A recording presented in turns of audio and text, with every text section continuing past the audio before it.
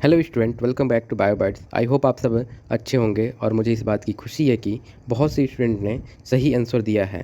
जिस स्टूडेंट का आंसर गलत हो, निराश ना हो। मैं आ गया हूँ सारे क्वेश्चंस का सलूशन लेकर के, और ये सबके लिए है जिसने सही किया है और जिसने गलत किया है, क्योंकि मैं सब ऑप्शंस को वन बाय वन डिटेल में एक्सप्लेन करूँगा। तो चलो अब हम अपने क्वेश्चंस को करते हैं जो मैंने ग्रुप पे प्रोवाइड कर रखा है। क्वेश्चन नंबर 25 है the main advantage of cleistogamy is that it ensure. Option A है geitonogamy instead of autogamy. Option B है protandry in flower. Option C है cross pollination.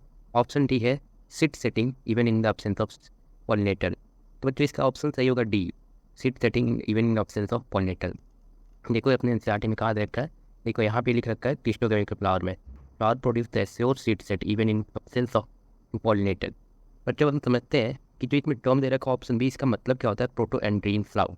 Proto entry in flower इसका मतलब होता है जो male reproductive organ होता है वो डेवलपमेंट या मेच्योर रहता है फीमेल रिप्रोडक्टिव ऑर्गन से पहले। तो इससे क्या होगा बच्चों? इससे क्या होगा कि अपना सेल्फ पॉलिनेशन नहीं हो पाएगा। पहले हम लोग ये समझते हैं कि क्लिस्टोगेमी है क्या। क्लिस्टोगेमी अपने पॉलिनेशन जो है ऑटोगेमी, ये ऑटोगेमी जो प्लांट होता है, तो ऑटोगेमी में तो ये दो टाइप के फ्लावर प्रोड्यूस करते हैं, एक कैडमोगेमस फ्लावर्स, एक क्लिस्टोगेमस फ्लावर। तो ये क्लिस्टोगेमस फ्लावर का अपना है। क्लिस्टोगेमस फ्लावर में देखो क्या होता है कि इसमें जो अपना एंथर और स्टिग्मा होते हैं ओपन नहीं होते, दोनों एक पास पाए जाते हैं। एक पास पाए जाने से क्या होता है इसमें सेल्फ पॉलिनेशन इजीली पॉसिबल हो पाता है। इसलिए अपना ऑप्शन नंबर डी सही होगा। नेक्स्ट क्वेश्चन है अपना क्वेश्चन नंबर 26 है। क्वेश्चन नंबर 26 है which of the following statement are true about self pollination. First है it is the most economic method of has a wastage of the pollen grain is minimum. Option B है genetic stability can be maintained in the progeny through cell pollination. Option 3 है undesirable character can be eliminated through cell pollination. Option 4 है continuous cell pollination may result in weaker progeny. तो बच्चों यहाँ statement क्या दे रखा है, इन चार स्टेटमेंट में पूछा कि कौन सा स्टेटमेंट ट्रू है सेल्फ पॉलिनेशन के लिए। तो सेल्फ पॉलिनेशन में क्या होता है बच्चों, पहले अपना ऑप्शन ए के इस बारे में समझते हैं कि ऑप्शन ए क्या देता है। तो ऑप्शन ए जो है इसमें ये दे रखा है स्टेटमेंट 1, 2, 4 आर करेक्ट है एंड 3 इज इनकरेक्ट है। ऑप्शन बी है statement 3 is correct and option 1, 2, 4 are incorrect. Option C है statement 1 and 3 are correct option and second and B are incorrect. Option D है ऑल स्टेटमेंट आर करेक्ट। तो अब इसका option A सही होगा, statement 1, 2, 4 are correct and statement 3 is incorrect. क्यों बच्चों? क्योंकि सेल्फ पॉलिनेशन के बारे में पूछा कि सेल्फ पॉलिनेशन में सेल्फ पॉलिनेशन पर स्टेटमेंट सही कौन सा है। तो इसमें ऑप्शन 3 इसलिए इनकरेक्ट है क्योंकि ये दे रखा है option 3 undesirable character can be eliminated through self pollination. Self pollination में कोई भी अनडिजायरेबल कैरेक्टर एलिमिनेट नहीं होता है। ये एलिमिनेट कब होगा? अपना क्रॉस पॉलिनेशन होगा। क्रॉस पॉलिनेशन में 2 टाइप के गैमेट्स मिलेंगे, इसलिए जो अनडिजायरेबल कैरेक्टर है वो रिमूव हो सकता है, बट सेल्फ पॉलिनेशन में नहीं होता है, इसलिए ऑप्शन ए इसका सही होगा। नेक्स्ट क्वेश्चन है question number 27। Transfer of pollen grain from the anther to stigma of another flower of same plant is called. तो इसका ऑप्शन दे रखा है ए कैजमोगेमस, ऑप्शन बी दे रखा है क्लिस्टोगेमी, ऑप्शन सी दे रखा है जीटनोगेमी, ऑप्शन डी दे रखा है जीनोगेमी।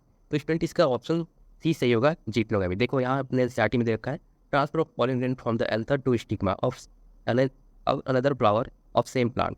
तो इसलिए अपना जो जीटनोगेमी होता है ये जीटनोगेमी के लिए। कैजमोगेमस और क्लिस्टोगेमस अपना ऑटोगेमी का 2 टाइप के फ्लावर है, और जीनोगेमी एक तरह का क्या होता है यहाँ पे, एक तरह का ये क्या है, क्रॉस पॉलिनेशन है, इसलिए अपना ऑप्शन नंबर सी सही है। नेक्स्ट क्वेश्चन है question number 28। Autogamy can occur in a casiogamous flower if both pollen and ovule mature simultaneously. ठीक है कि ऑटोगेमी जो क्लिस्टोगेमस फ्लावर या कैजमोगेमस फ्लावर इन दोनों में कब हो पाएगा? जब अपना एंथर और ओव्यूल दोनों एक साथ मेच्योर कर पाएंगे तब। तो स्टेटमेंट सही है। नेक्स्ट आते हैं क्वेश्चन नंबर 29। क्वेश्चन नंबर 29 है a particular species of the plant produce light non sticky pollen in large number and stigma are long and feathery. These modification facilitated pollinated by option A है animal, option B है water, option C है insect, option D है wind. इसका option सही होगा wind.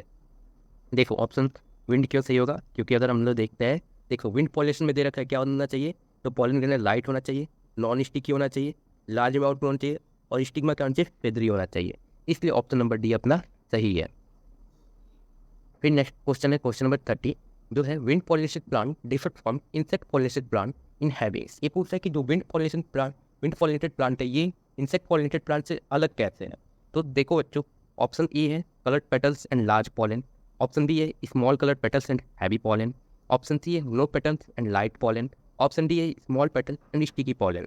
तो जो अपना विंड पॉलिनेटेड प्लांट है ये कलर्ड नहीं होना चाहिए, और लार्ज पॉलन तो कभी नहीं होना चाहिए, क्योंकि देखो अपने एनसीईआरटी में यहाँ क्या याद रखा है अपना, लार्ज पॉलन नहीं, ये अपने लाइट होता है और नॉन स्टिकी होता है, लार्ज नहीं होता है पॉलन ग्रेन।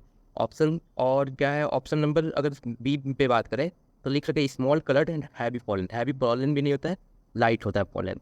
नेक्स्ट है अपना option number D small petal and sticky pollen. The small sticky pollen नहीं होता है, अपना नॉन स्टिकी पॉलन होता है, इसलिए ऑप्शन नंबर सी सही है, no petal and light pollen grain. तो बच्चों, मैं अपने सारे क्वेश्चन का डिटेल इंग्लिश दे दिया हूँ, और हम लोग ऐसे ही हंसते खेलते मुस्कुराते हुए बायोलॉजी में महारथी बन जाएंगे और एग्जाम में बहुत अच्छे नंबर आएंगे। और अगर वीडियो पसंद आए तो लाइक करें, सब्सक्राइब करें, अपने दोस्तों को शेयर करें। आज के लिए इतना ही, फिर मिलते हैं अपने नेक्स्ट वीडियो में जल्दी ही, तब तक के लिए tata bye bye, take care.